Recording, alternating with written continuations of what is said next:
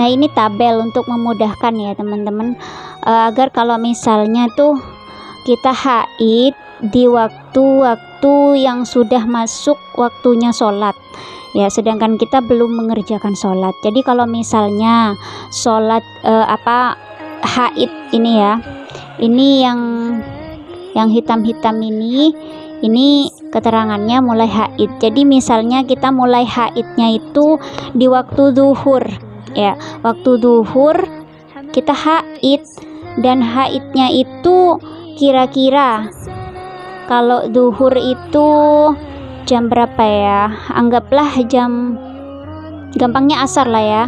Asar itu misalnya jam 15.00 WIB itu masuk asar ya.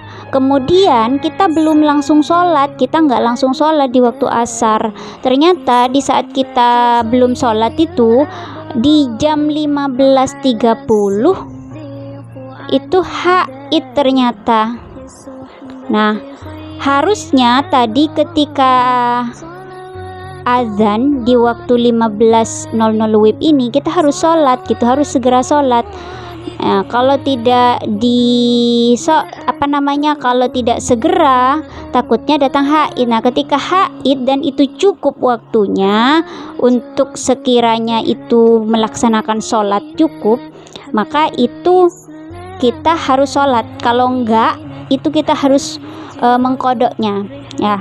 Jadi kalau misalnya zuhur, kita haid di waktu zuhur dan kita belum sholat zuhur tapi kemudian haid gitu, sedangkan waktu dari pertama azan zuhur sampai masuk ke haid tadi, ke keluarnya darah tadi, itu kira-kira cukup untuk kita melakukan sholat. Maka kita kalau misalnya belum sholat zuhur, maka kita punya hutang sholat zuhur yang harus diqodho nanti ketika sudah suci dari haid. Jadi kalau misalnya masuk di waktu zuhur kemudian kita belum sholat, maka wajib sholat zuhur. Artinya bukan melaksanakan sholat di waktu haid, tetapi dia karena memiliki kewajiban tetap sholat zuhur, maka nanti ketika suci harus diqodho zuhurnya. Begitu juga kalau misalnya datang haidnya di waktu asar ya, dan itu masih mendapati waktu yang sekiranya cukup untuk melaksanakan sholat,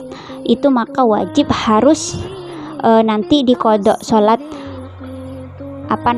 sholat asarnya. Begitu juga maghrib, isya, subuh dan seterusnya, seperti itu.